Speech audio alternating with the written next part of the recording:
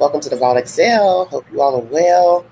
I'd like to thank everyone for the kind wishes and concerns. Yes, Queen was in a brief, no, I don't know if I want to say a fender bender, but anyway, I was in an accident yesterday. Wasn't harmed, got checked out the hospital and everything. Nothing broken, fractured, nothing wrong with my spine. They did see in the arm where I got a little wonky from the incident to my left arm. They said we see some mild arthritis in there, and that's been some issues I've been having lately with the arthritis. It's been seeming to be getting worse. But anywho, nothing broken, nothing fractured. It's just a weird day yesterday because I had the premonition yesterday while I was riding public transportation, and I just had a weird feeling. And I was telling the people that the paramedics and all that because they wanted me to get checked out. Go ahead, just go to the hospital, get checked out. But it was just so weird. I was thinking about this guy that was sitting behind me. Well, he was diagonal from me. He was sitting up high because I was on like one of the older trolley type buses, and it's not designed like a regular bus. It's kind of like a trolley, and they used to use them years ago, and they still use them now. I think it's electric, but anyway, just the way his seat was sitting up high, I don't know. I was thinking, wow, what if there's an accident and he falls over the seat? I said he probably would get banged up really bad, and that was just so weird. And he got off right before my stop, and we go up the road, turn from where he got dropped off at a store. The guy makes the turn. We go up this little passage through road that goes up to a shopping center, to a grocery store, and there's a collision. And I thought this girl pulled out in my recollection because it happened so fast. And I just thought I saw something go by and then a crash, and her car got spun out on the other side of the bus, and she was it's just a weird situation. I'm sorry, might seem a little disoriented talking, but she had to been rolling. That's my point. For her car to end up on the right side and then turned around. That's how fast, to me, she must have been going to where her car got spun around after being hit. Anywho, they asked who hit whom. I think she pulled out. Because I've been up that road many times on the bus, and I've never had an issue with this little road. It's like a pass-through road. It's kind of hard to explain. It's not a major street. It's like a little pass road off of a main street, and it goes up into a shopping center, up into a grocery store parking lot, and it's just weird how that happened. And I think she was going fast. That's what I think. She had a kid in her car. I don't know if the kid was on a seatbelt or not, or booster chair, but police did say she did have a car seat for the child. But what was strange was when I was looking out the window, I could see somebody picking up the child, moving the child around, which I thought was strange. So I don't know. She was just pulling him out the car seat, or he wasn't in a car seat. Can't really tell. But anyway, got checked out. Everything's okay. Like I said, the arm was a little wonky, and my left hand was weird from me holding on to the rail because of just instinct for me to grab it. But I was thinking, what if I was looking at my phone, not paying attention? Would I have thought to grab the rail? So I think I kind of threw my arm out. Then my head kind of like went to the right from the impact. But it's just strange. It's a very strange incident. Anyway, thank you for the kind words. God bless all of you. Have a wonderful weekend. Stay hydrated. My movie suggestion for the weekend is A Moment of Clarity. It's now free on Tubi. Check it out. It's a very good movie. The ending will blow your mind. So I want you all to check it out if you're going to stay in this weekend, today or Sunday. Please check it out. I think you will thoroughly enjoy it. A Moment of Clarity. It is a very good movie. It is free on Tubi. Let's get down to business, everybody. The finale has finally come to where this trial is over. Deliberations will start on Monday. 12 members of the jury, 8 men, 4 women, will decide the fate of Sean Puffy Combs. Praying that there is a verdict before Friday, July 4th, so these people can, move on with their lives and be with their friends and family and go back to work. What will the jury decide? We're going to recap this week 7, of what transpired in court all the way up into the defense's closing statement and the DA's rebuttal of what the defense had to say. So we're going to talk about the prosecution first, defense, and then the prosecution's rebuttal. Thank you for your time. God bless all of you. Once again, thank you for the kind words on my post. Thank you so very much. Monday, June 23rd. Prosecutors in the sex trafficking trial of Sean Diddy Combs plan to rest their case tomorrow. Prosecution put a Homeland Security agent on the stand today to clarify the evidence. Both sides presented graphic sex videos to the jury, who have now seen more than a dozen videos. Diddy's defense team says they won't have any witnesses, but will present new evidence. Closing arguments are expected on Thursday. Tuesday, June 24th. The sex trafficking trial of Sean Diddy Combs is nearing its end after the prosecution and defense both rested their cases today. Now Combs confirming to the judge that he will not testify, as closing arguments are set to begin later this week. Fox 5's Lisa Evers was inside the courtroom and is live in Lower Manhattan with the very latest in all of this. Lisa.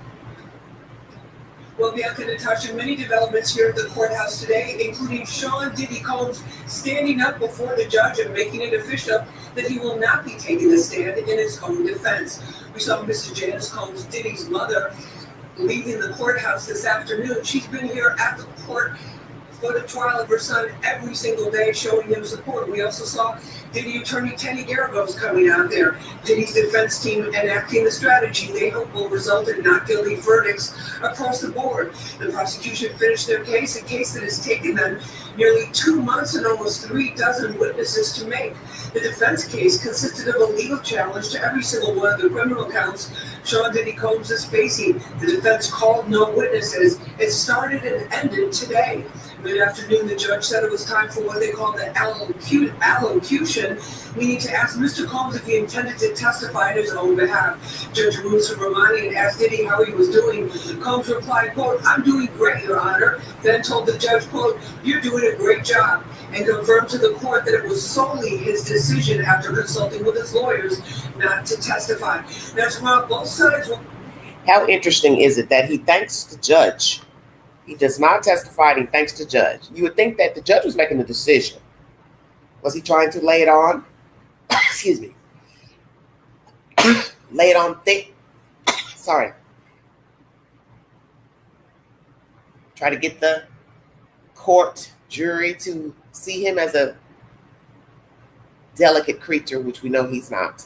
He's a chameleon. Thank you, Judge. You're doing a great job. He didn't say that to the prosecution. Hey, prosecution, you're doing a damn good job. Sort of, kind of.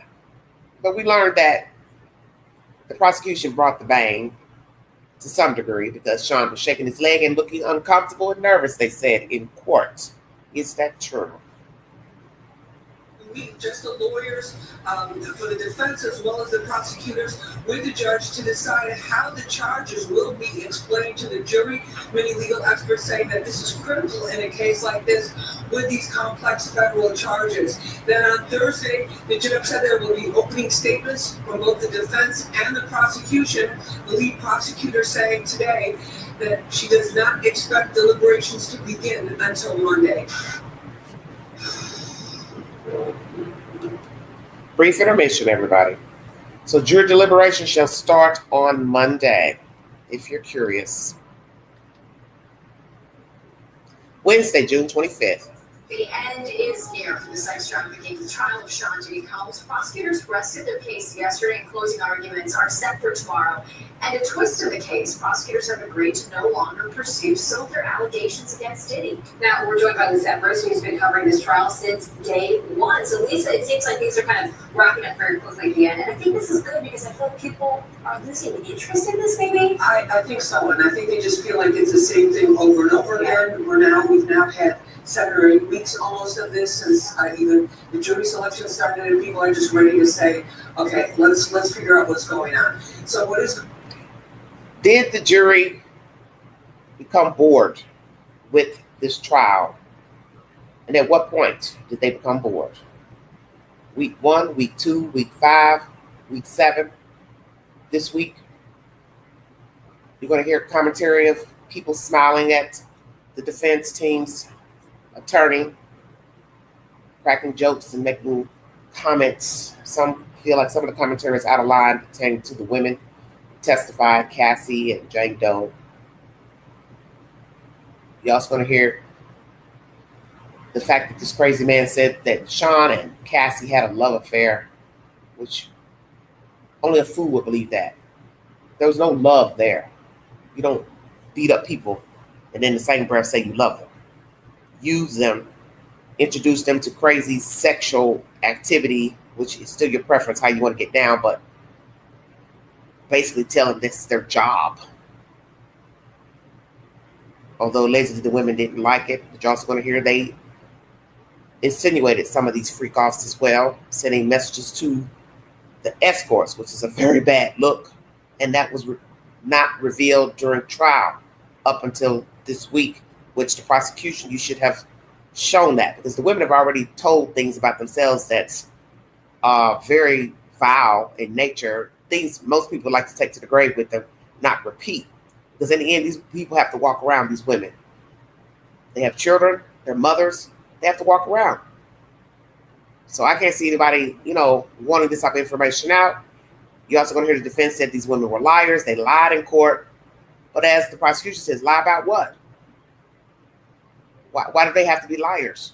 Because as I just said, this is some very defaming information. So why would I want to go to court, tell these things about myself and what I allowed myself to get into, to very derogatory behavior? I'm telling on myself. So that's what the defense needs to understand. What fool's going to go into court and tell the nastiest things you can tell about yourself and behavior you experience with a person, what you allow this person to do to you? For what reason? Why would I lie about it? It makes no sense.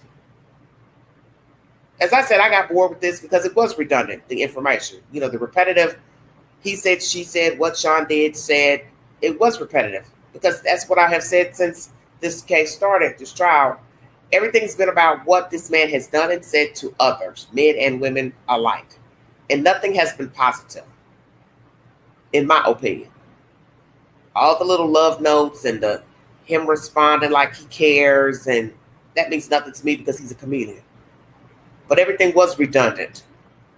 He said, she said, he said, she said, not to be disrespectful to anything that the people were saying. It was just sickening to keep hearing the same thing over and over, that this monster just cannot walk about treating people with respect. He doesn't have it in him. That's why I said, anything said about him being a loving father, this and that, a shrewd businessman, who cares? The point is, nobody really knew him except for the people who dealt with him on a negative level. And it's sad. But you have people like this every day. Let's make that clear.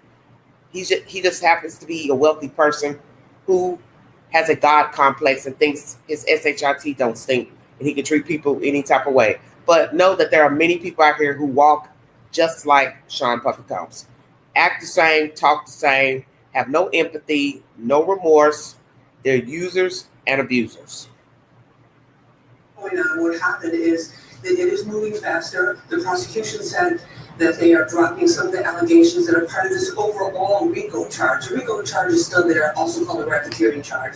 But what they're dropping is the kidnapping story about Cassie Ventura, the kidnapping story of Capricorn Clark, and also one of the arson charges related to Kid Cudi's, the firebombing of his car. And they just, a lot of times the prosecutor said they're trying to streamline it for a jury, but legal experts tell me a lot of times that's done because the witnesses didn't measure up and they didn't have the hard evidence. Yeah, it's really.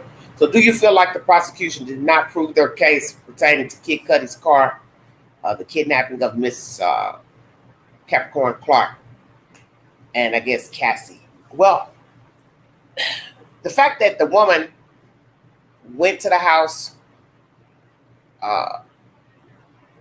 text messages between all of the parties, to me shows proof in my book. Why is everybody typing about Kid Cudi and going to the house? You have the conversations.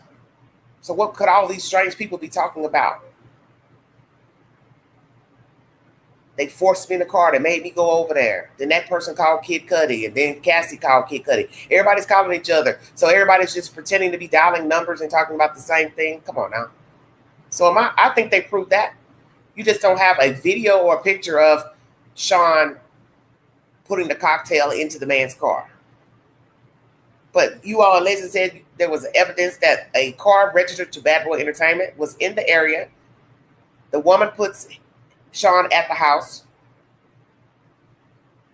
Why is Kid Cudi running over to his house to see who was there? Of course, he gets there, they're not there. But the point is, you've got the phone conversations of everybody texting one another. Everybody's texting one another simultaneously on this one night. So everybody's just texting each other because they're bored, asking about Kid Cudi, his whereabouts, this, that, and the other. Come on now. But I get it. You have to have proof. You have to have proof. But the insinuation is most definitely there because of their phone conversations, because of the testimony from this Clark lady and Cassie. So two random people are going to just be making up this story about Sean finding out about Cassie and this Mr. Kid Cudi going over to the house, the break-in, being there at the scene. But like I said, I get it. So do you believe the prosecution has proved their case against Sean? What charge do you think will stick and which charge you think won't stick? Because I think everyone's got their opinion about which charge will stick and which one won't. Some don't think the racketeering and the human trafficking will stick, but some believe that the prostitution charge will stick because that's been proven. They've got actual records, flight records, logs, receipts. And another thing I want to say too, because I want to make sure nobody, I forget to mention this about the racketeering. If Sean paid his employees under Bad Boy Entertainment or Bad Boy or Sean Combs Enterprise, whatever, that's a company logo. So if that company issued checks to these workers, assistants, whomever, for their wages, you can show the conspiracy that way.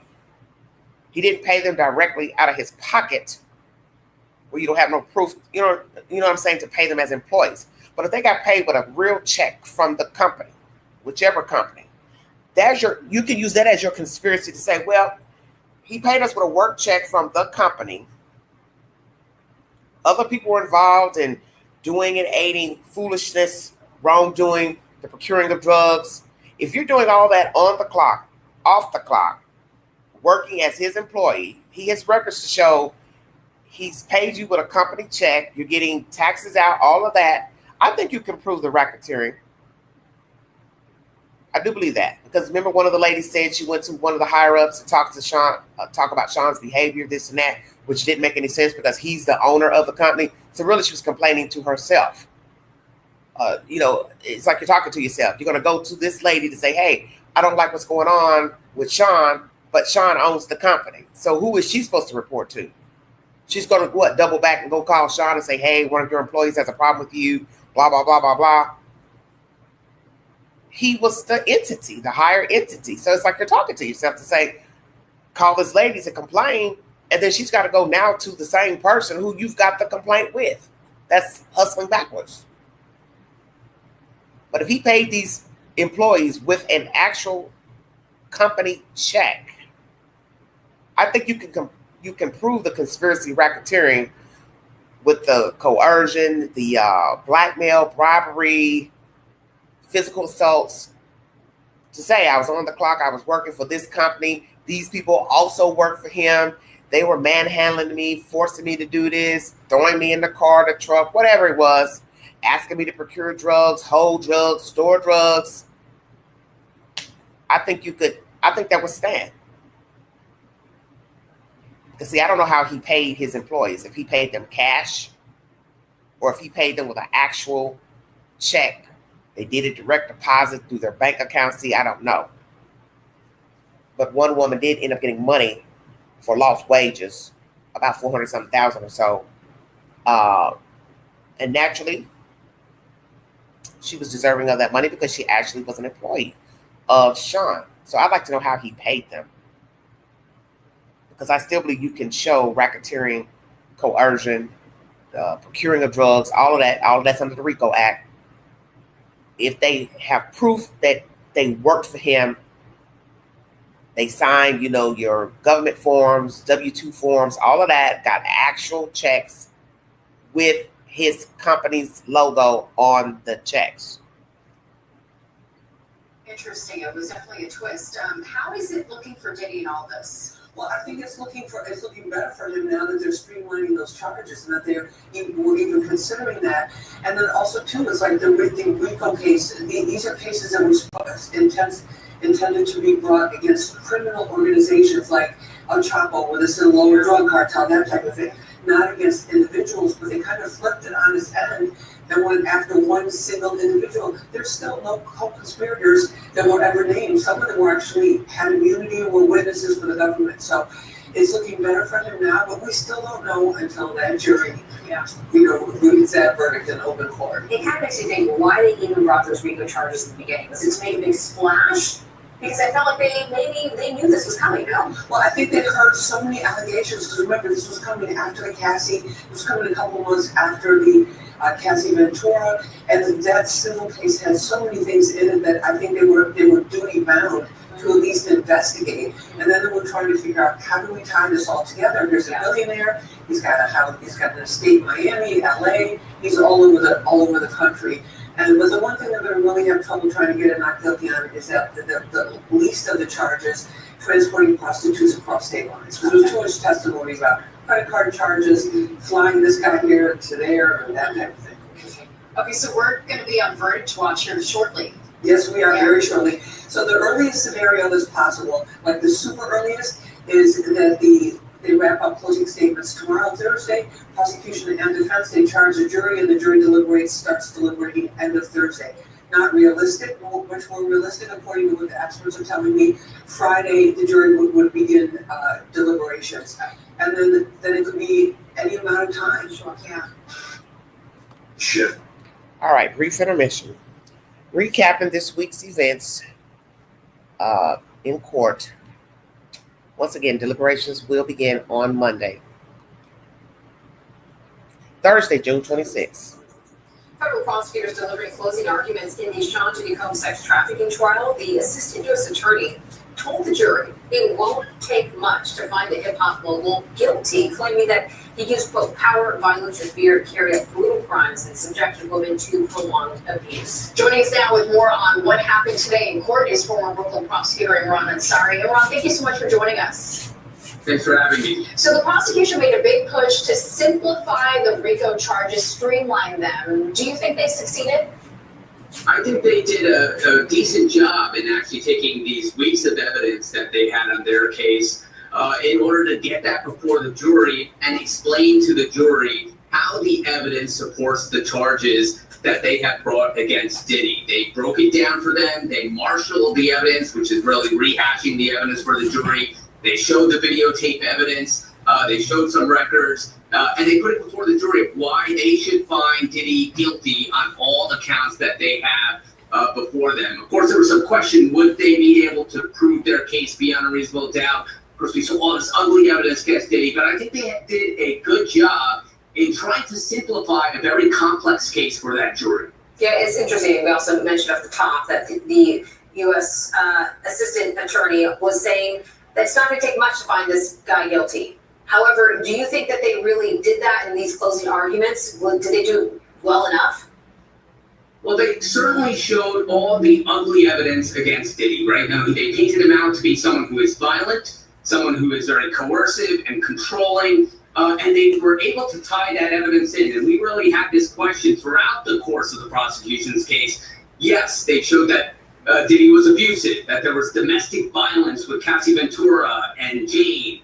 But were they able, or would they be able to actually tie that together and prove these very weighty federal charges, racketeering, conspiracy, sex trafficking, for this jury? And you saw with the closing argument here, a very prosecutorial way of delivering it and sort of connecting the dots for the jury from all that ugly evidence that they saw, but how they actually go to the elements of the crime. And they really did that sort of bullet point for that jury throughout that closing argument today.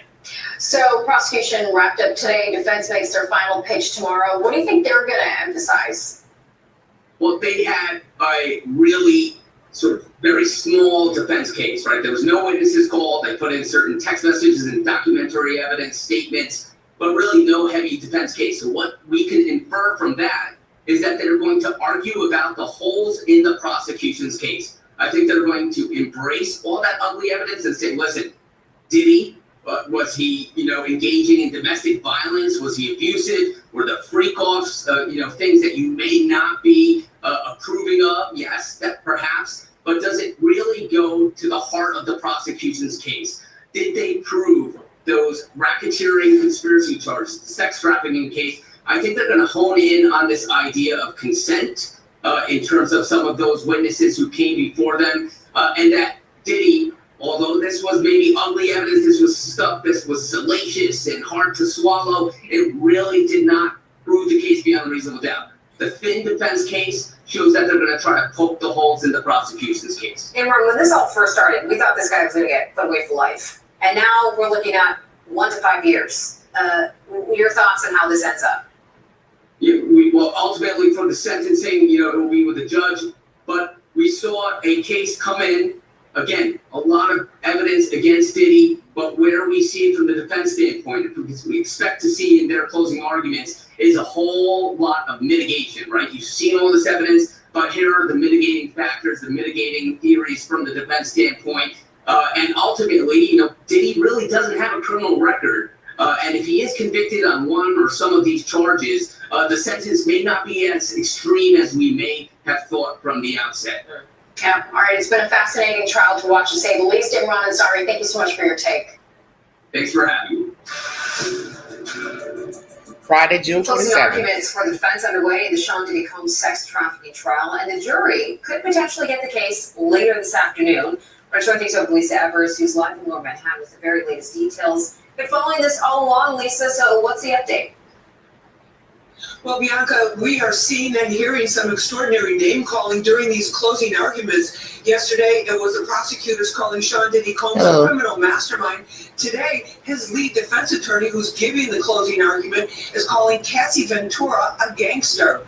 Now, today, most of Sean Diddy Combs' family arrived for court once again, to support him here at the courthouse. His mother, Mrs. Janice Combs, daughters and sons continuing to show support for Combs. We caught his attorneys coming into the courthouse, too, including lead attorney Mark Agnifilo. There's a lot riding on how they do today, because this is the last chance they will have to speak to the jury before deliberations begin.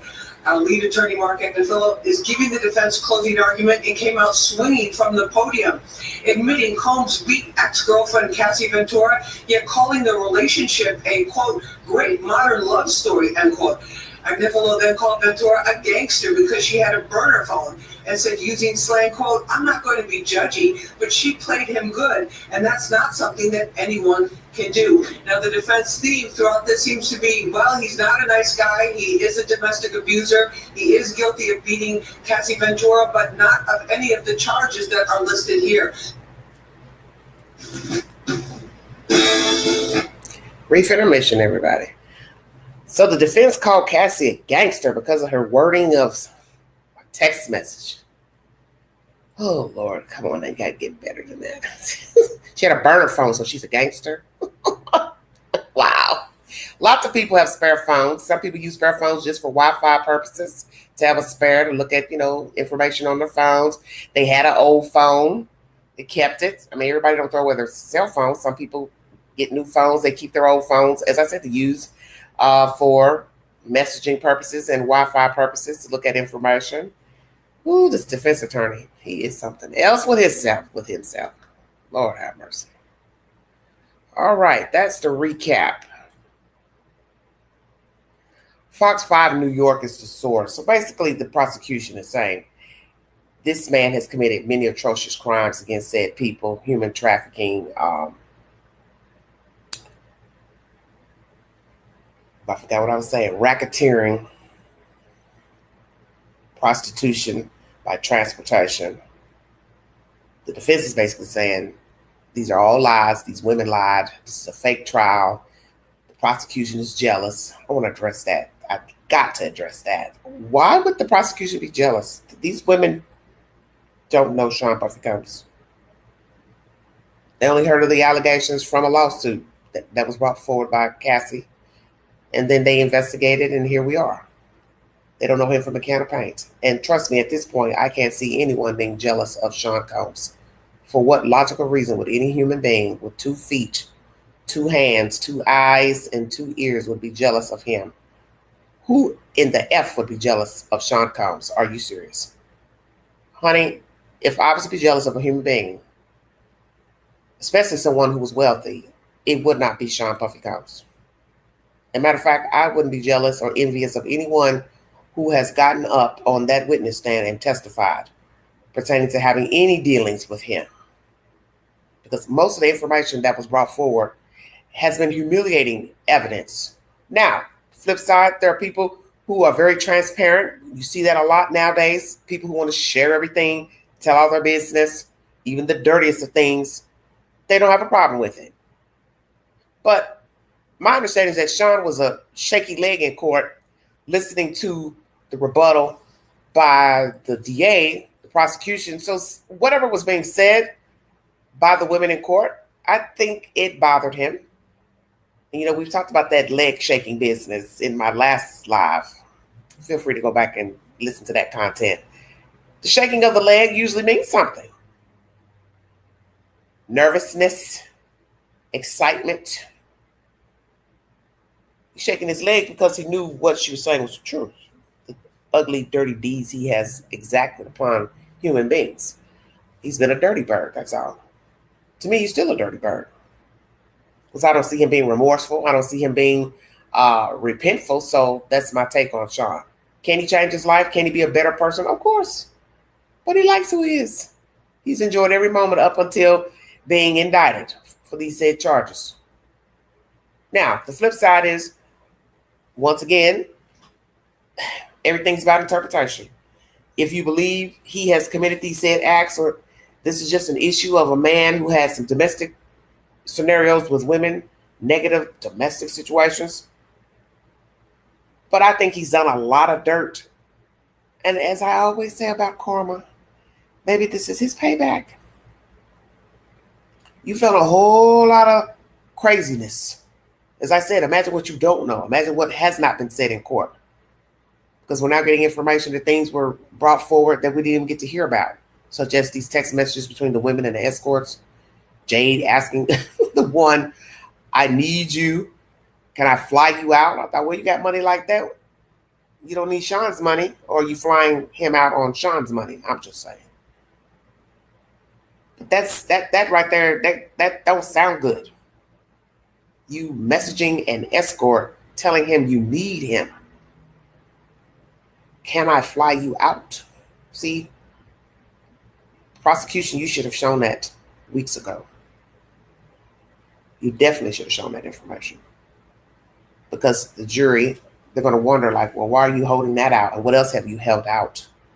Even though we see that this man is not a nice guy, but still you should have shown that. Because the women have already revealed such ugliness that they participated in with the freak offs and begging him for attention and wanting to be with him, and he's not interested. He just wants to use them. So I don't think it would have been any more shameful to throw in those text messages to the court and let the jury decide for themselves about the information. And I hear a lot of this pertaining to trials, information that wasn't revealed, that the prosecution hid. Don't hide nothing. Don't ever hide anything. Because that'll be his reason to get to appeal if he's found guilty.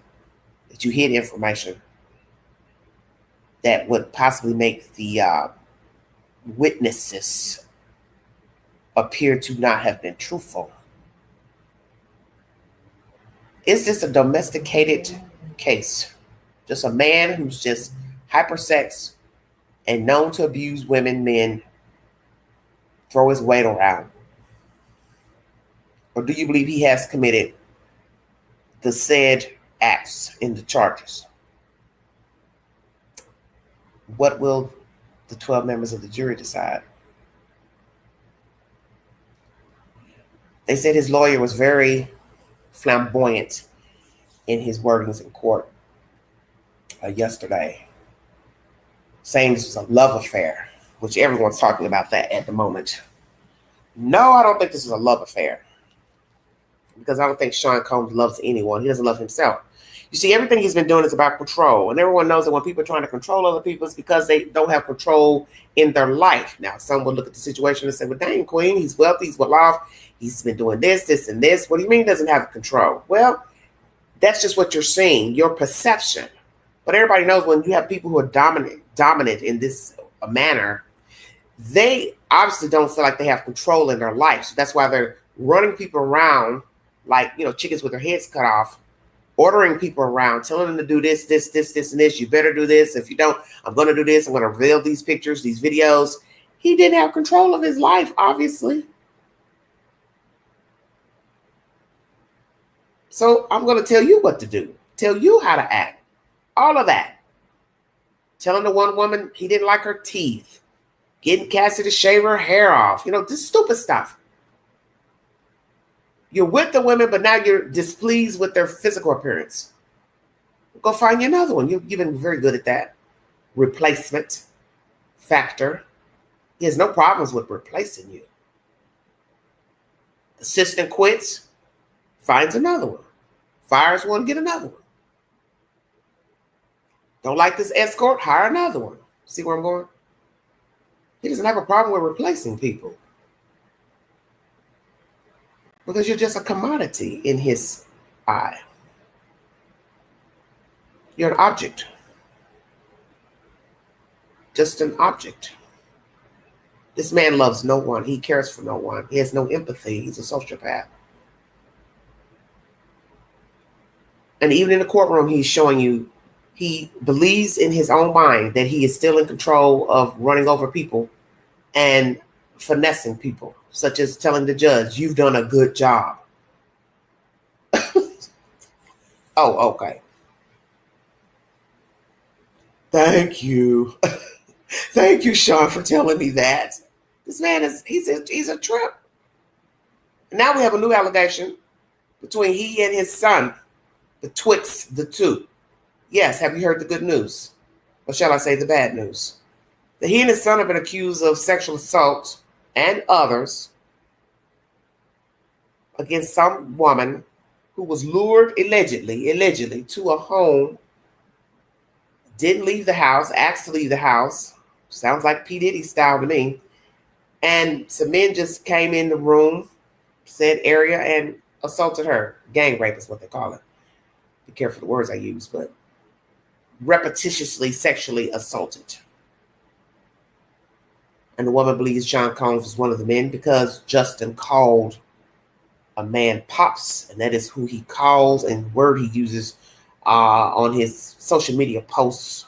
So is this allegation true? We're going to play that commentary. This is some sick shit, I must admit. It just seems like every day there's just something about these people, as some people were saying in the comment section. It just goes on and on and on. It doesn't stop. Let's see where I can find this video. Also, before I get into that commentary about this new allegation, Justin appeared in court yesterday with a nice looking little white shirt on, crew neck, saying free Diddy. Why would you wear that to court? You know the rules. You know better. All those rules were explained when you all first went to court about what you could wear and not to have any attire on pertaining to either side. No free nobody, nothing. And yet you will wait last day of court to wear that shirt. Justin was removed, and then he returned back in with another shirt on. You're lucky they let you come back at all. See, this is what I'm talking about, this control issue. There's no respect for people. It's the apple and the tree. The tree with Sean, no remorse, no empathy, sociopath. Children, allegations against them as well. Same sick, foul behavior, allegedly. You walk in the court as if you own the court, wearing that t-shirt, wearing that shirt. You knew better. Why would you even go to court wearing that? You know better. But see, this just shows you the attitude of the parents and now the attitude of the said kids. There is no respect for the law, the judicial process. I will still continue to do what I want, even in this courtroom.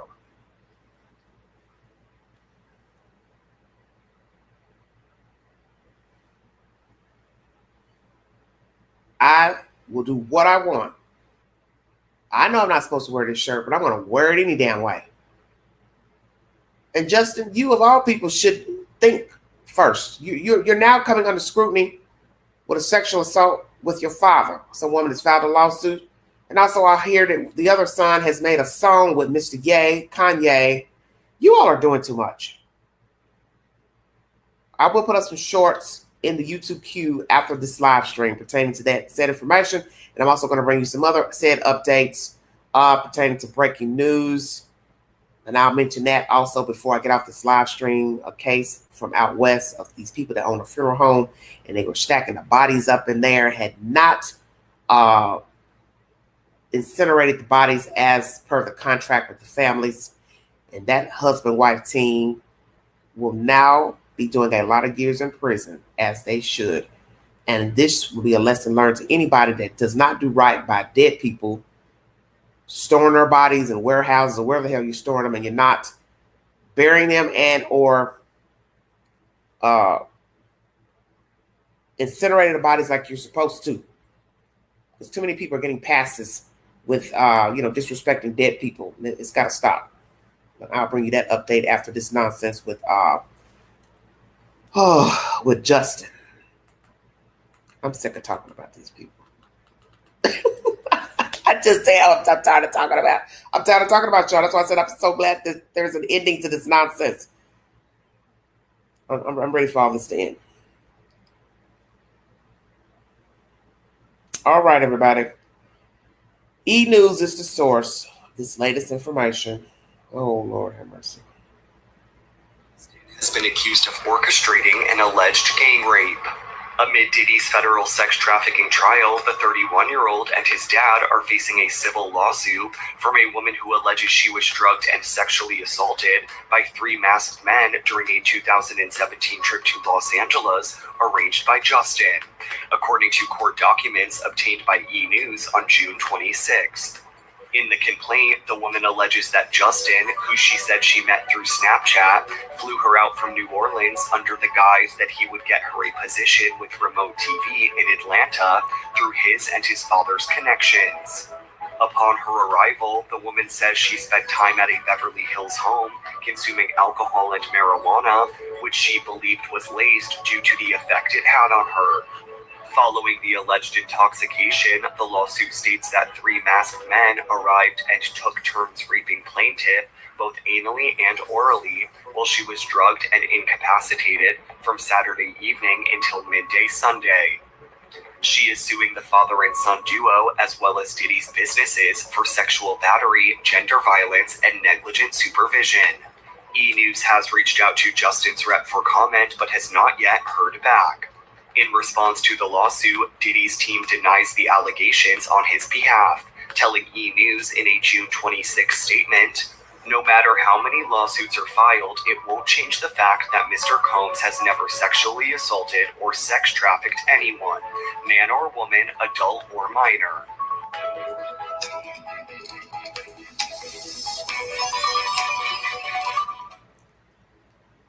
So do you believe that allegation from this woman? She was flown out from New Orleans or Louisiana to California, stay in a house.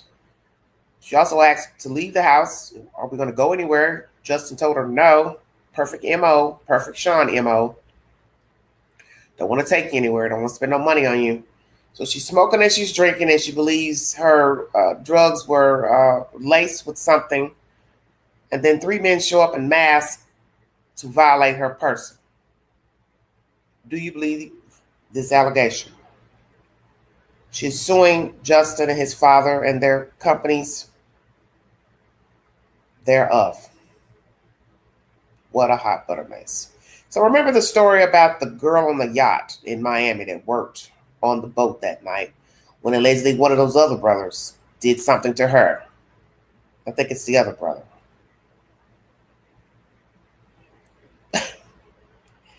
If I'm not mistaken. See, I can't keep up because every time I turn around, there's a new story. They were trying to get her to drink. She didn't want to drink. She told them, I'm working. And she stupidly took a shot of something. And then she started feeling woozy. What the hell is going on with these people? Let's just say this is true. What, just if this is true, they're learning this from their father, who is a sadist. And sadists are groomers. That's what they do. They groom. They groom their victims. Groom their victims so they can become sadists as well. It happens. And sadly, you can groom an adult to become a sadist. A lot of people say, I don't know why these people go along with these things. Why are you doing these things? You know it's against the law. Because they don't care. They're so infatuated with this person. Because you've seen this happen with many women who get in cahoots with dirty men. And next thing you know, they're out here sexually assaulting children, other adults, to please this man. And that's what you've been hearing here.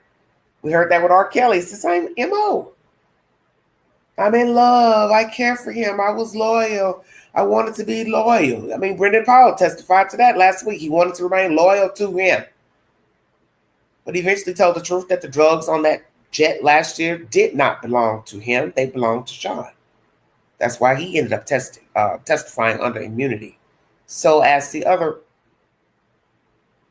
participants that testified during the 7-week trial, everybody has a damn story about Sean.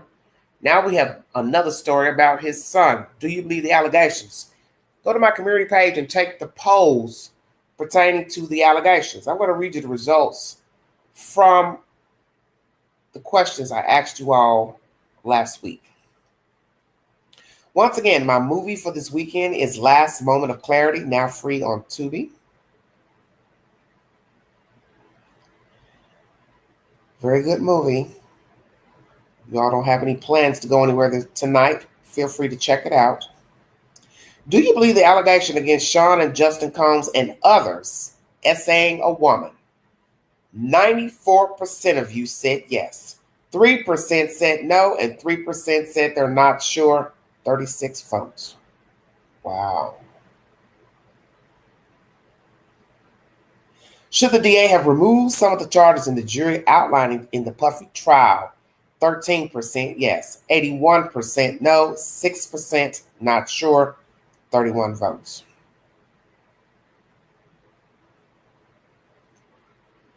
Just scrolling through my menu, everybody. Will the jury convict him on all charges? I posted this 3 days ago. 68% yes, 13% no. Prostitution by transportation only, 9%. Not sure, 11%. 80 votes. Thank you for that. I appreciate it.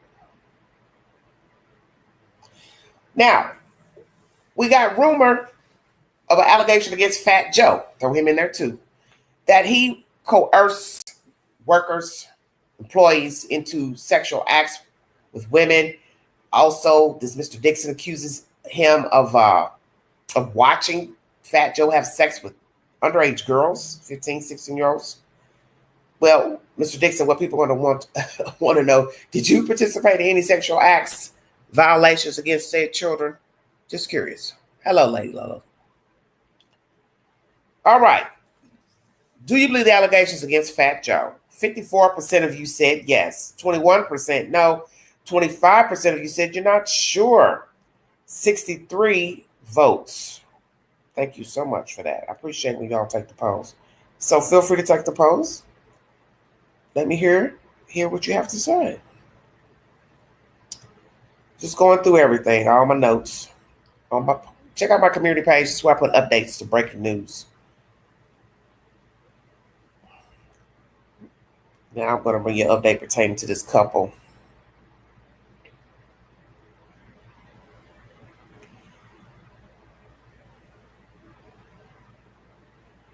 And they should be locked up because they're just nasty.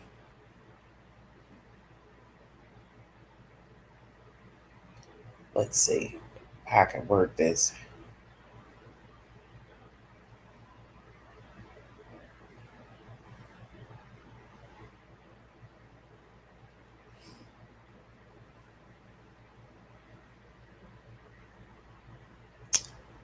Hold on, everybody.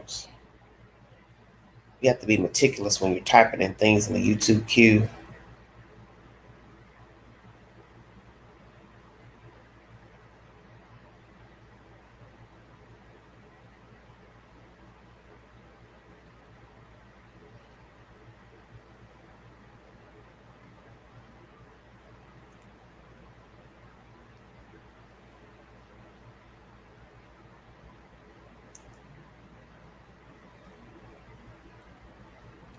Okay, I found it.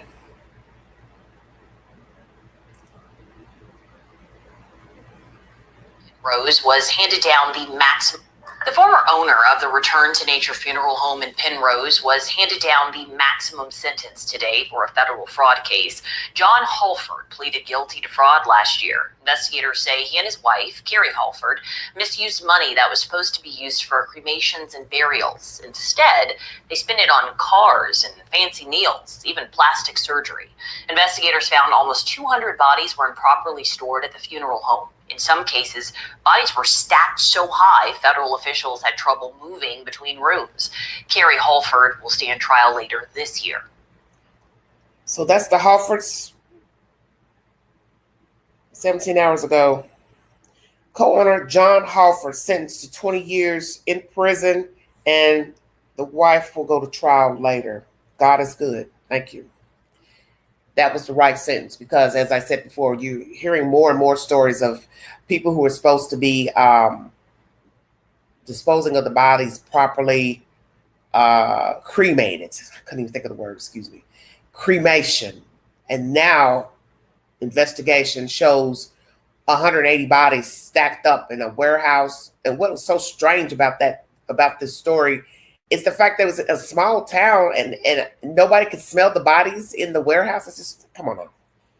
I mean, if you're just driving by in a car, you're going to tell me you can't smell death? There's no way you're going to tell me you can't smell death. I'm sorry. I think you're talking about 180. One dead body can smell. Now imagine 180 bodies. Come on, you guys. We're going to stop this nonsense. We'll stop this nonsense. You're hearing more and more stories of these funeral home or cremation services owners not cremating the bodies. It's always an excuse. Oh, we got behind. We didn't have the proper staff. The machine broke down. Well, then you stop taking orders to cremate people. You don't have the adequate equipment, then you stop taking orders. You can say, we're only doing funerals. I wouldn't even trust you with a funeral. I wouldn't even trust you to put a body in an actual casket. You all strike me as the type of people that would do the same if it was a burial. You probably take the dead person out of an actual casket, put them in a pine box or just throw them in the dirt or in a warehouse and take that same casket and put it back into a showroom for sale. I said that. And I mean every damn word. This is what's out here. So you see, there's all type of creepy crawling people out here. I keep saying this to people. People are all eerily similar. Some are poor, working class, wealthy, billionaires, entertainers, athletes, but they are diabolical. They're just the same. Different day, different race, different height, different weight, different financial status, but they are evenly yoked. They are vile. And I'm tired of hearing these stories. I've heard the story in Chicago. I've heard the same story in Georgia. And the judges, you have got to stop giving these people passes and a slap on the wrist. Because there has to be some respect for the dead. We've been burying people in the ground and or cremating them. We have not been throwing a body just in the dirt or in a warehouse and just leave them there. That is not the way you store a dead person. It's just disgusting. And the people sitting here waiting for the ashes, and you got 1,000 excuses. You should know better. You should know better. Don't take a month to cremate a person. Come on now. We even heard of that. Somebody getting ashes that weren't even ashes. I can't remember what the substance was, but it was tested. It wasn't ashes. It wasn't of human remains. Might have been sand. You can't make this stuff up. This is how dirty these people have become. So then what you have to tell yourself, well, if that was sand in the container or the glass or whatever it was that they put it in, then where is the body exactly? Where is the whole body at? Do you know how macabre this is? To give somebody something that is not actual, and now they got to sit here and wonder, well, where the hell is my mom, dad, uncle? Where are their remains? That's the worst part of the story. Now you're trying to figure out where the body is, where they have the body stored. And that recent case in Chicago, some warehouse, bodies were stacked up, hanging out of the bags. It was just horrible. All this water was on the ground with mud, and I was just like, what the hell is this? What type of place is this? And then, like they said on the news, if you just pull up and looked, you wouldn't think dead bodies were in this trailer. Of course not. But I'm so grateful to the guy who took the pictures. He was there working on something for this company, this alleged cremation company, and he noticed the body hanging out of the bag, and he was looking like, what the hell is this? So he took pictures. Now, I pray he doesn't have no dirty role into this fake business, but he took the pictures, and that's how the government got involved to investigate this company. News cameras were there, roll up on the guy. He don't got nothing to say. Naturally, looking like a fool because the cat's out of the bag. He's been caught storing dead people in a damn, in a trailer. You know, just like a tractor. You know what the trailer's like on the back of a tractor trailer? That's what the bodies were in. You can't make this stuff up. And so then you got to ask yourself this.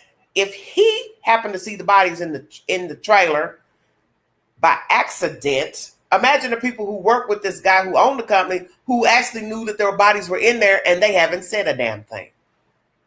Bingo card. See, there's always somebody that carries the secret with the culprit. Somebody who's involved in the wrongdoing. They have full knowledge. And that's what's so hard to understand today, is that there are people walking around carrying the secret of murder, attempted murder, arson, poison, sexual assault, child molestation, kidnapping, human trafficking. The list goes on and on. And in your right mind, you're saying, oh, there's no way nobody else knew. I can't believe it. Oh, no, he would never do that. She would never do that. Oh, no, she would never lie for him. He would never lie for him. No, never, never, never. And then every time you get a news story and they bring you the information, they'll show you that Susie Mae, Paul, Dick, the children, whoever were complicit with the culprit. They knew exactly what was going on. They aided in some form or fashion. And yet you'll still have people who won't believe it. Upholding all of them, as you heard with this nonsense with Sean Puffy Combs. People in the overflow room clapping like they're in church. What are you clapping for? Oh, because you think the defense has done a good job in saying that the government sought out this man. They were jealous of Sean. They had an end for him. Nobody would have known nothing unless Cassie had not filed, had she not filed the lawsuit. That is how the government found out about Sean's dirty deeds. Let's make that clear. Had she not filed the lawsuit, the government would have never known about the allegations. Imagine that.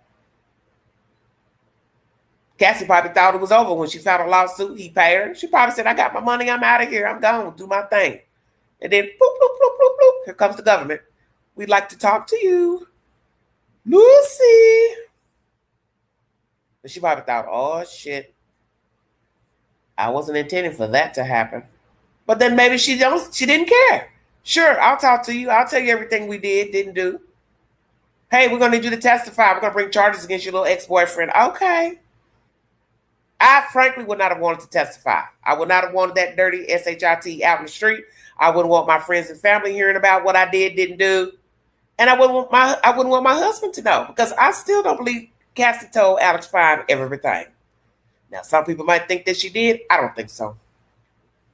When you hear everything that's been said in court the past 7 weeks betwixt Cassie and the rest of the crew, you want me to believe she told her husband all of that? Oh, hell no. Everyone is entitled to privacy. Everyone's entitled to have secrets. And there ain't no way in hell I'm going to sit here and believe this damn girl told Alex all she did with Sean, including infections, UTIs, swallowing urine. Are you serious? Are you serious? You also want me to think she even went back farther in the book of life to say, oh, by the way, when I met Sean, I had another man. Woo! Go ahead, Queen, preach. And then when I met Sean, and when I got tired of him, I hooked up with Kid Cudi, who Sean introduced me to him. Come on, Queen, show the pattern.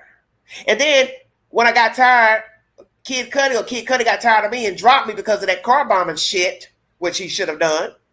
I went back to Sean, and then later, years later, I hooked up with the trainer he hired to train me. So don't come to Queen talking that SHIT about who Cassie Ventura is. I don't condone the violence he exacted upon her, but there was complicity in doing the freak offs, because at some point you have to say to yourself, I am valuable, and I'm tired of one getting beat up. I'm tired of getting used. I'm tired of him sleeping around with other women. I'm tired of getting infections. I don't want to keep sleeping with these men. He don't like me in the way I want him to like me. Ding, ding, ding. He's blackmailing my mother. He's bribing my friend. See, how far you gonna go? Now, the man that you pregnant by, recently had a baby, married to, that was your fucking trainer. So how do you explain all these different men who knew Sean Cassie ended up sleeping with, just like this Jane Doe nonsense of going out to Vegas to somehow end up in a hotel room where people are having sex, but the guy she's watching is a guy she's been with, an escort. Now make that make sense. You see, there's a dirty pattern with Sean and these women. Oh, come on, Queen, go a little farther with it. Jane Doe, her friend was messing with Sean first, allegedly. Now, see, I'm not making up nothing, because this is from their mouths, not Queen. Now you see why I said sometimes it's best to keep your damn mouth closed. Because you got to live with everything you done said up in that courtroom. All of you. All of you. And I get it. The government can tie you in complicit, because all of you were dealing drugs, selling drugs, smoking drugs, the prostitution. Those are all crimes. So hell yeah, they went to court and testified under immunity. They knew, I don't want no drug charge. I don't want no prostitution charge. But the point is, the cat is out of the bag. That's my point. And these are things you probably didn't want anybody to know you participated in, but you had no choice but to testify unless you were going to take the scrutiny of being in contempt of court. But what I'm trying to make people understand is that these people are all eerily connected sexually, and I do have a problem with that. A lot of people feel sorry for Cassie, but if you obviously didn't pay attention to the information in court. That girl had been hopping around with different people from the moment she met Sean. Okay? Even the guy who she was dating, when he did an interview, he didn't talk bad about her. He didn't say anything nasty about her. He just said, well, when you realize it's time to move on, you move on. I guess so. You introduce her to another millionaire record producer. You're a record producer. She drop you and start fucking Sean. Excuse my language. Sean introduced her to Kid Cudi. She started fucking Kid Cudi. Sean introduced her to the trainer. She starts fucking the trainer. But yet people want to say Cassie didn't know nothing about sex and oral sex and groupie sex. It don't matter. she knew something about bed hopping with people who are familiar with each other. You want me to believe the world is this small? From New York to Miami to LA, there are no other guys she could date. Famous, well-off, rich. I'm woke. And she always went back to Sean, except for this last time, which I found very interesting. Why not? Oh, that's right. She heard what he said about Kim Porter being his soulmate. So she knew then she was done with him. I'm going to say this, and I've been saying it since I got all this information weeks ago. Alex Fine was just another rebound, in my opinion. Because she still was, I believe, screwing with Sean and Alex at the same time. Remember, Sean found out about Alex. And I always said, why didn't he mess with Alex? Why didn't he blackmail him, taunt him, threaten him? Maybe he did. I don't know. But the district attorney didn't show us that information in court. But why he didn't go all out about Alex Fine? You willing to blow up Kid Cudi's car, use people to commit crimes against Kid Cudi, you broke into his house, I believe all of that. But Alex Fine, we didn't hear any type of discrepancies, about him taunting him, threatening him. Why not? Is it because he's a white man? I say yes. Hell no, I ain't about to mess with that white man. Because I know he'll probably bring forward charges. But you didn't mind threatening a black man. See, I'm very good at observing people. If I don't know anything, I know people. And I know there was a reason for the season he didn't mess with Alex Fine. Because it doesn't add up. You've been wilding out over a woman, you've been beating up and introducing to group sex. But as soon as she goes sleep with a white man, you just wish her luck. Imagine that. Hope you're happy. If you ever need anything, just let me know. Hell no, I don't need nothing from you. You done done enough already. Did she ever get pregnant by Sean Combs? Cassie, I'm curious. And if so, why did she keep the baby if she had an abortion? Just curious. I wonder a lot about them too. Because they went so long in this mischief and mayhem. 11 years or so. One day it was 7. The next day it was 8. Nobody could keep up with the numbers.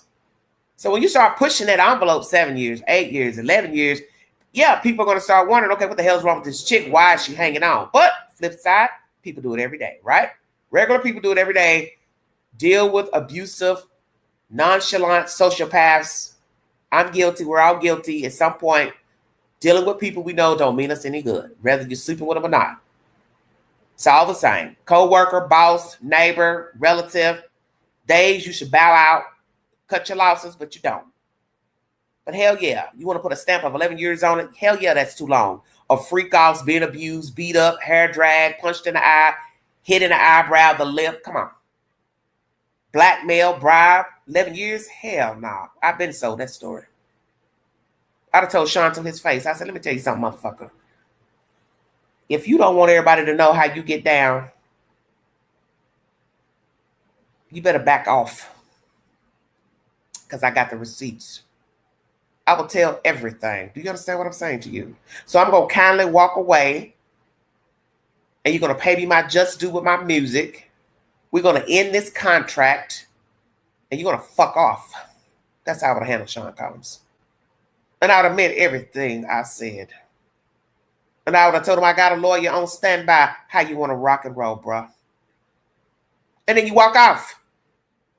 There's no talking. There's no hair pulling. There's no grabbing me by the wrist. There's no nothing. If you have to do it the legal way, through consultation in a lawyer's office, then you do it that way. That way he can't jump up over the table and grab hair and pull wrists. You see where I'm going with this? But see, Cassie didn't have that in her. She kept going along because she wanted this man for whatever sick reason. And look at the fallout. You're in a courtroom testifying and telling all your dirty business about to give birth. That ain't the way life's supposed to be. I'm sorry. And I'm sure the other people, same thing. They never thought they were going to be in the court testifying about this fool. What he did, what he said, how he treated me. I mean, Sean's own words, I don't have any male friends. Didn't he tell Jane Doe that? I don't have any male friends. Why not? Because you're probably trying to screw them. Oh, Queen, why you say that? Because there's some truth to it. You ain't got no male friends because you like men. That's why you're sitting in the corner in a burqa and a jihad, hiding with shades, calling yourself Frank Black, Frank White, Hound Dope. Because you're a freak. A sick freak, sadist, groomer. You've been hiding behind women for years. As somebody said the other day on the news, because I don't hear nobody talking about this much, but Queen gonna go there. I was about to jump off this live, but I'm feeling kind of hyped now. You don't like women. Woo! Come on, preach, Queen. Lord have mercy, I got to chill up my spine. You don't like women. Isn't that what all this has been about, Sean? You have never liked women. You are angry because you know you like men. So you've been beating up women, literally, because you don't like Sean. Checkmate. You don't like who Sean is, which is a homosexual man, hiding behind fancy clothes, shoes, money, music. You've been gay a long time. And you've been perpetrating with the women to hide your dirty secret. That's why you would sit in a chair and watch. Porn wasn't good enough. Magazines, videos, not good enough. I need the actual penetration of the man and the woman, which is fucked up, really. Because some going to say, well, Queen, if that's the case, why he didn't do men on men? Because he definitely couldn't risk being a watcher of two men having sex in the same room. How would that look? Come on, Queen. Oh, hell no. He knew what he was doing. Oh, no, I can't hire two men fucking. Ain't no way. Somebody definitely going to go tell that. Mm-hmm. So I'll get a woman, use her, help me find a man with a big penis. Isn't that what you told her? The ladies. They got to have a big wahoo.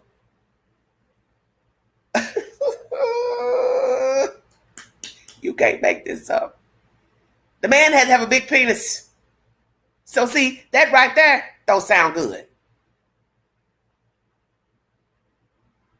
And naturally, I'm sure that's more exciting when you're looking at porn, that the man has a nice size penis, because most times, 99.9, the men usually have a nice size penis in the porn videos. They ain't got no itty bitty spider, because that really wouldn't be stimulating to the eye. Now, would it? Damn, Queen, don't do that. I got to do that because I'm keeping it real. That just wouldn't be stimulating, looking at a man with a small penis trying to penetrate a woman. They'd be there all damn day. Excuse my manners. See, there's a reason for the season. See, I pay attention to things. I listen.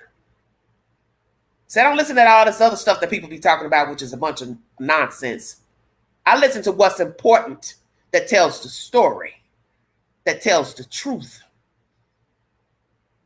That this is deeper than just a wealthy person throwing their weight around.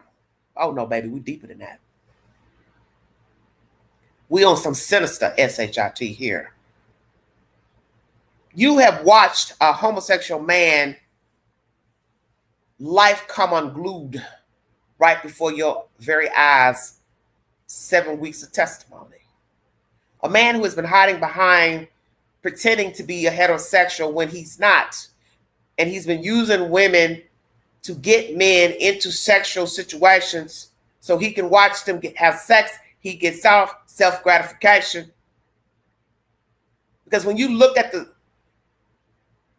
the whole story, it's bizarre. It's bizarre because when you talk about the swinging phenomena, Sean is the only one that's not really actually swinging, if you're woke. How are you swinging sitting in the chair? Say it again, Queen. You're sitting in a chair watching, taking pictures, video, filming. You're not even participating. So where does the swinging part come in? Everybody else is doing all the work while you sit there and touch yourself. You're not over in the midst of the sex with the female and the man. You're not having sex with her. You're not having sex with the man. You're sitting in a corner watching. What am I missing here? And naturally, you introduced this girl to swinging, allegedly. So when you introduced her to swinging and took her to swinging clubs, that's what she would have been seeing in the swinging clubs. Men touching other women, women touching other men, or two men and a woman. You see where I'm going? But that ain't what she got with you. Why not? Hot damn. Why not? And then we go listen to this version from Mr. Gene Deal about you in these Turkish baths, which is catered to homosexual men. What the fuck are you doing in there? I don't think Gene Deal made that up. Then an allegation of you trying to perform fellatio on a Hollywood producer in a LA Fitness. Is that true, sir? And then who would make that up about themselves? Unless it's a person seeking attention, want money, could be, I don't know. People might say that about everybody that's been talking. That's bringing forward a lawsuit, because God knows there's so many we can't keep counting. I think that's the truth about Sean. He's been a homosexual a very long time. He does not like women. He does not respect women, which would tell me he doesn't respect Janice, his biological mother. And that's usually where self-hate, women hate come from, the mother. The mother wasn't a good mother, or the mother allowed her child to be abused and or sexually groomed by others. Come on with it, Queen. So Sean has been telling the world, ding, ding, ding, I don't like me because I don't like Janice. I have no respect for my mother, so I don't have respect for women. So that means he wouldn't respect his fucking children or his girl children. And I won't doubt he's also sexually abused his own children. And it's only a matter of time that one of them children are going to come out and tell the damn story like what that girl told about her father, Mr. R. Kelly. Do you understand where I'm coming from? You have to start at the beginning of the story, not the end, not the middle. Sean has been tainted for a long time.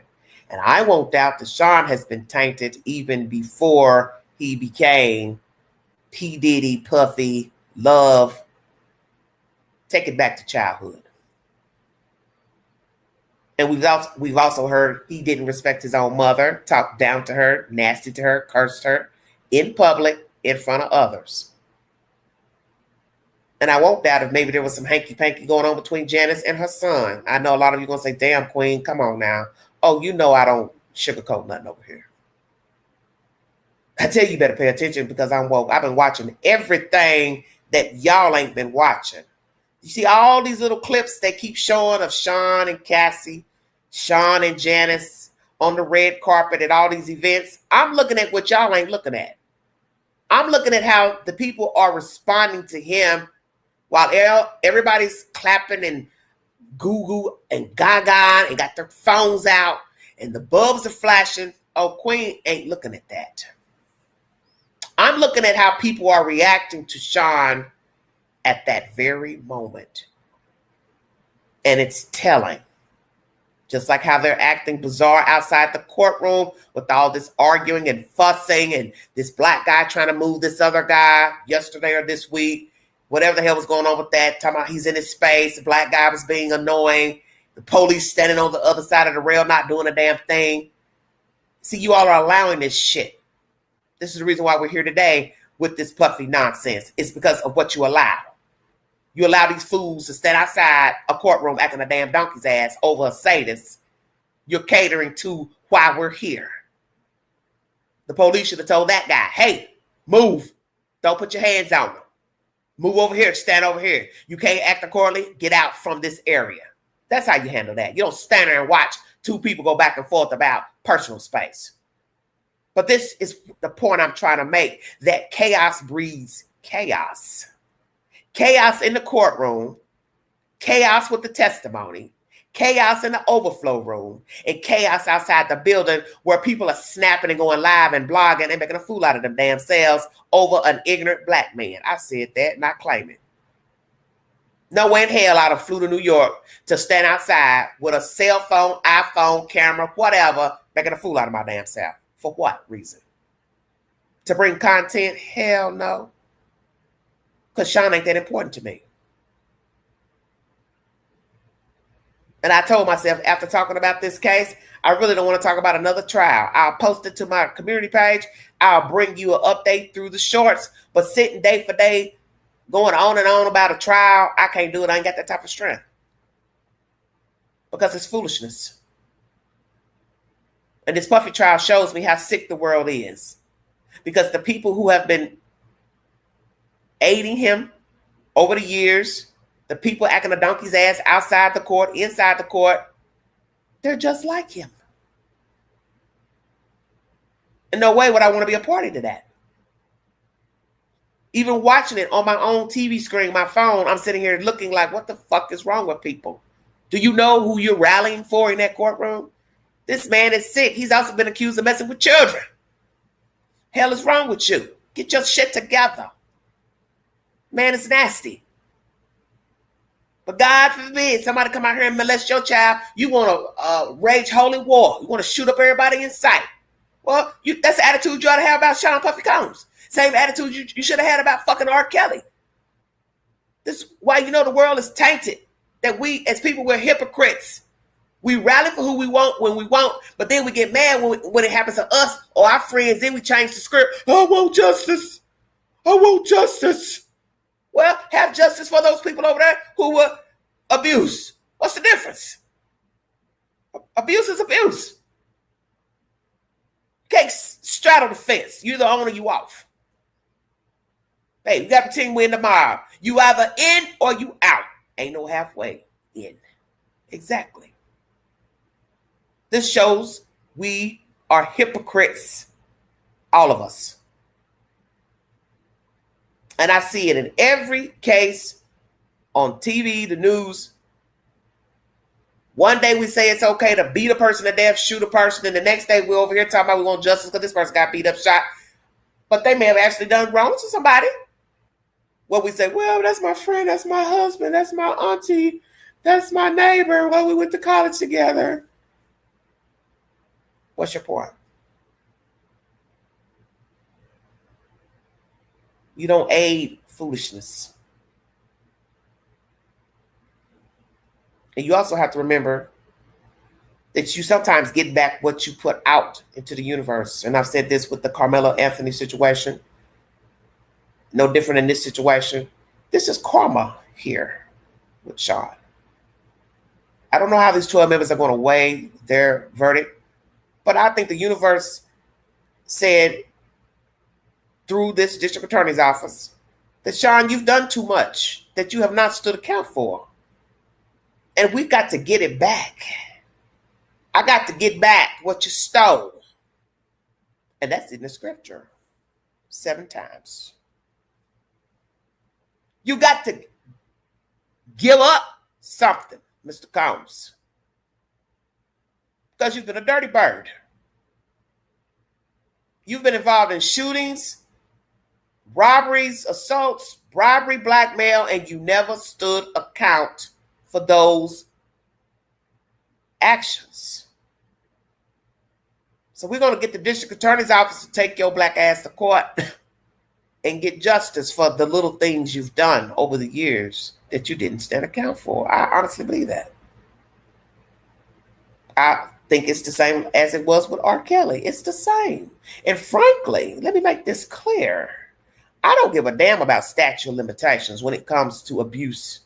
Abuse is abuse. It's no different if you were beating your kid for years and nobody knew about it, and then finally, the one day they find out your kid's dead, and then all of a sudden they get evidence the child was beat up, bruised, got old wounds, lacerations. You should still stand account for that. You rape little boys and girls, whatever you did to them, okay. They don't find out for 20, 30 years later, 50 years later. You should stand account for that. So, he like beating up Cassie, this girl, that guy, this person. So what? You need to stand account because it's wrong. Big old grown man beating up 120-pound women, dangling them over balconies. That's why I keep telling people, imagine what you don't know this man has done. You've only gotten a glimpse into Sean's life with the people who have testified. And forgive me for saying it was 40 plus people. 30-something people have testified. Hell, that's still too many damn people. And that's not including the men that's in that binder, them 2 binders they showed in court of the escorts. Imagine what versions they could have told the court of their dalliances with Cassie Ventura. Come on now, Quay. And Jane Doe and any other female. Because remember, Miss, I believe it was probably that Gia person. I don't know if she's the one that's supposed to testify. She didn't come to court and testify. I don't know if the judge is going to hold her in contempt. But imagine what version she has to tell us about this man abusing her. And if Jane Doe did freak offs, then I won't doubt that other female, she did freak offs as well. And whoever else has screwed Sean Puffy Combs. That's why I think it's interesting when Jane Doe said her friend was messing with Sean first, but then she went off and started dating another dude. She probably got introduced to that freak off and probably told Sean, hell no, I'm not doing that. Why are you approaching me like that? I thought you liked me. Oh, come on, it'll be fun. And she probably said, bye, boy. And your stupid ass sitting up here messaging Sean on a low because you ain't really no good friend. Poof, poof, poof. You hook up with Sean and look what you got. You end up becoming a prostitute. Checkmate. See, God don't like ugly. God don't like ugly. And all these people who got involved with Sean, they finally see. Seek and ye shall find. You're going to find out the hard way. And they did. And even continue to go back in with him. Even after leaving him alone, they end up running back with their tail between their legs, desperate for money, needing a job. And I'm sitting there thinking, you want me to believe ain't no other job you can do in the industry? You just got to work for this dirty bird after he done mistreated you? That shows you low self-esteem. You got to love yourself. You got to say, this person ain't been doing right by me. They talk to me in kind of way. They treat me like shit. They ain't paying me my money. They not helping me with my career. They're lying to me. Whatever they're doing, I got to go. And that's what Cassie should have done. When she saw the music was falling off, she wasn't going in the studio. Hey, Sean, I need to talk about my career. What's up? If the first thing come out of his mouth, well, we ain't done a freak off in a couple of weeks, I'd be like, look, motherfucker, I don't want to fuck your friends, the escorts. I'm trying to make money. I came here to get paid as a musician, not a prostitute. And I would have had that phone call recorded, the conversation. He's still talking that freaky deaky talk. Okay.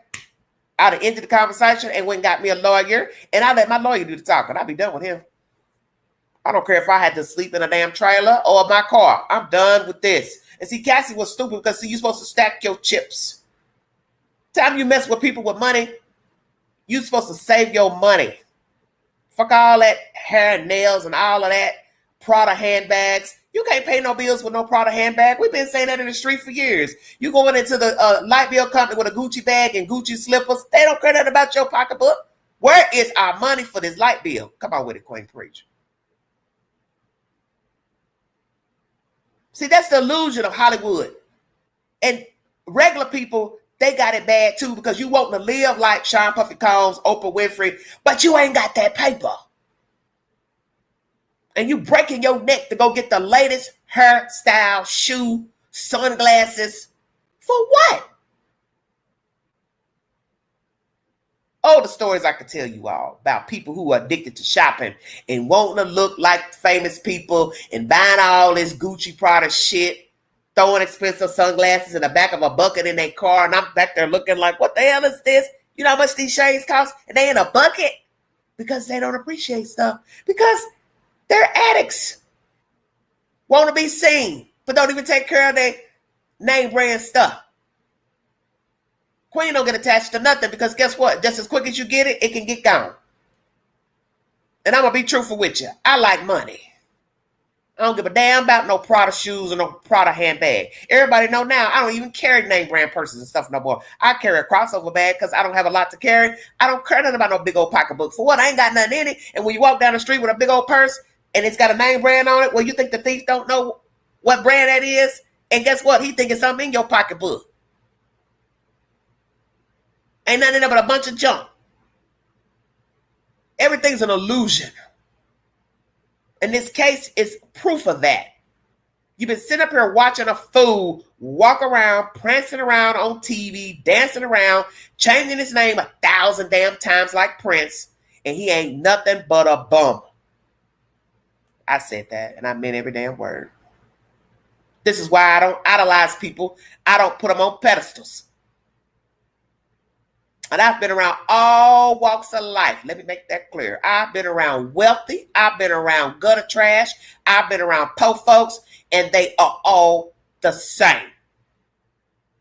I have been in places where the people are well known in the community. They got good jobs, fancy cars, and they act like straight gutter trash. And you would be mortified if you were in the room and saw how they behave, especially when they get a little liquor in them. First thing you'd say, that's a doctor? He's a doctor? Yeah, that's a rich doctor. That's an ass. Because you don't know people. That's why you got to stop idolizing people and putting them up on pedestals. So where is this going with the son now being accused of GR, if you know what that means, sexual assault with others in this said house? Let me throw this in here and I'm going to check out of here. It was said probably a year or so ago that Justin would rent houses, he or the other brother would rent houses, and they wouldn't keep up the homes. They would trash the houses and not do right by the property owners. So when I'm hearing this allegation here of this woman who says she went to a house, but they didn't go anywhere, like for the evening, go out, that made me think of that allegation to why they said Justin, I believe, couldn't get houses rented to him anymore in Hollywood because he would trash the houses. I won't doubt there might be some truth to this girl's allegation. That was probably a rental house. She flew out. He didn't want to go nowhere because his plan was to just get high and sexually assault the girl. Now, where would you get that type of behavior from? Where would you learn to do that at? I'm waiting. Where would a young man get the idea to lure a person to a house for drugging and drinking, lacing the drugs, and then sexually assaulting her with other men? Where would he get that from? Because somebody's taught you to do that. Because you possibly seen and heard somebody do that. Because now we're talking about two separate allegations of that incident in LA and the girl on the yacht being approached by one of the sons trying to tug on her and put his hands on her while she was allegedly drugged from a drink. You see, there are too many stories coming out about these people. And it looks like the tree has some rotten apples on it.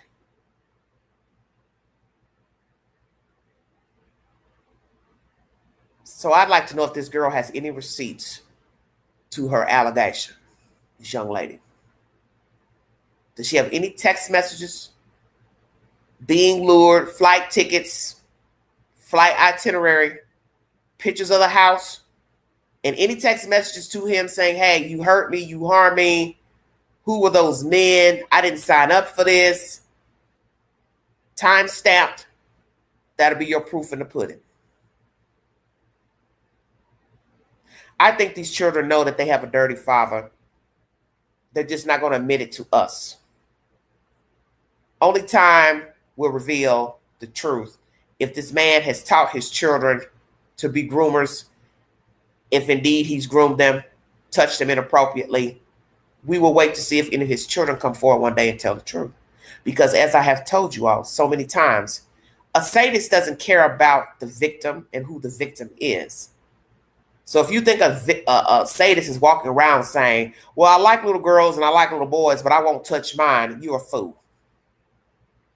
A sadist has a desire to assault. So he or she doesn't care who the victim is, be it their own children, the relatives, the neighbors, school children, strangers' children. They don't care. So that means they wouldn't care about assaulting their own. You have a sick mind. I'm supposed to believe that sick mind is going to split in two and say, well, I ain't going to sexually assault my own kids. That's wrong. Oh, but it's okay to sexually assault somebody else's child. How would they be different? They're not. Sick is sick. Wrong is wrong. And I believe he's touched his kids inappropriately. Oh, I believe that. I believe he's touched his children. And if it's true that he's a homosexual, bisexual, I most definitely believe he has touched his boy children. Because I believe Sean was probably groomed as a child himself. That's where this wicked behavior has come from. This voyeuristic behavior, this peeping Tom behavior. I won't doubt that that's what Sean did as a young boy. He peeped in windows. He dug around in women's dresser drawers, gathering up their underwear, doing salacious things to them in their rooms. Oh, I believe that. I won't doubt he was a peeping Tom.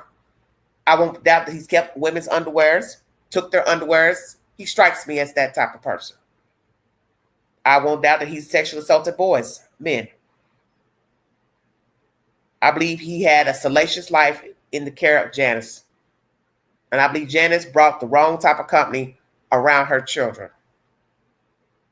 And she ain't gonna never tell that either.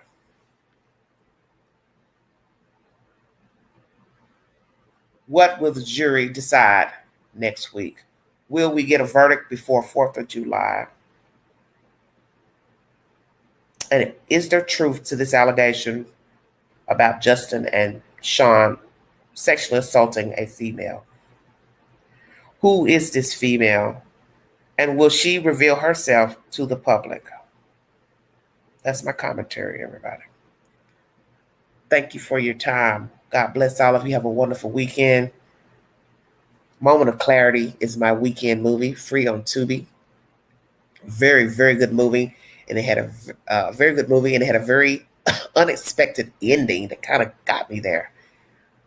I'll be back with some more updates. I'll post them to my community page, and I'm also going to make some shorts on this information and the updates pertaining to the funeral home owner that's gotten a 20-year sentence and this nonsense with Justin and Sean. It's all sick and vile to me. And this is why you have to be careful of the company you keep, because you don't know people. And I say this all the time to women. Be very careful of the men you choose to date, take up with. Please get to know them. Learn who they are. And that means actual name, age, where they live, where they work, past situations with women, children, if they have a criminal background. You need to know those things. And if they're asking you to do things that you don't want to do, either against the law or sexually, you have the right to say no. And if his only conversation is about sex, let me make this clear. If in the beginning you meet a man and that's all he's talking about as soon as you meet him, you might as well leave that alone, because that's all that's going to be about. Now, if that's all you want, that's your business. But I personally, I'm not turned on by any man that talks about sex in the first conversation. And if a man feels comfortable enough to ask you within 10 minutes of talking to you, what do you like to do, how you like to do it, or these are my preferences, that's a turnoff to me. Because that lets me know he doesn't know how to talk. He doesn't know how to have an adult conversation. And he talks that way with every woman, because he's probably like who I'm talking about right now. He's oversexed, hypersexed, and he equates everything with sex. Whether eating lasagna, eating a banana, it's got to be sexual in nature, even in talking about eating fruit. Do you understand what I'm saying? You have a lot of men like that. They do not know how to conduct themselves. They don't have viable conversation. Everything is sexual in nature. Everything's a sex joke. Don't know how to talk. But I always say how you start is how you finish. So you start off talking to somebody about sex within 10 minutes of a conversation. That's how your conversation is going to end. That's how your courtship is going to end. On a sexual note. But you have to show a person that you're worthy. Like I said, if you're down with that, that turns you on. You into somebody always talking about sex. Hey, that's your business. But that's a turnoff for Queen. Because that tells me you don't got nothing going for yourself. And more than likely, you're that type of guy, you're not going to have any empathy either. Because you're letting me know you're selfish. And sex is the only thing that can stir your brain. Who wants a man like that? I don't. But like I said, to each his own. Like, share, subscribe. Drop your comments below this video. Take the polls on my community page. Also follow me on the Newsbreak app. And if you'd like to donate to this great network, $Big Angie, 129 Cash App. Stickers or chats are always welcome during the live stream. I might come back on later and we'll just talk about life in general, different things, but not Sean Puffy Combs. Because I've had enough of that heathen. And as you heard in the commentary played at the beginning of this live, did the jury become bored with the testimonies?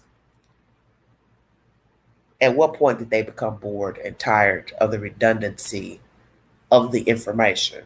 Because God knows I did. And possibly if I got tired, and that means the 12 members of the jury got tired, what will they say next week? 1 day of deliberation, 2 days, 3 days, 4 days, 1 week? Will there be a mistrial? Will somebody hang the jury? Will he be found guilty on all said charges? 1 charge, 2 charge? Because he's still facing those drug charges in New York and Miami. The seizing of drugs from his house and also his hotel room in New York. So he's not out the clear. Thank you for your time.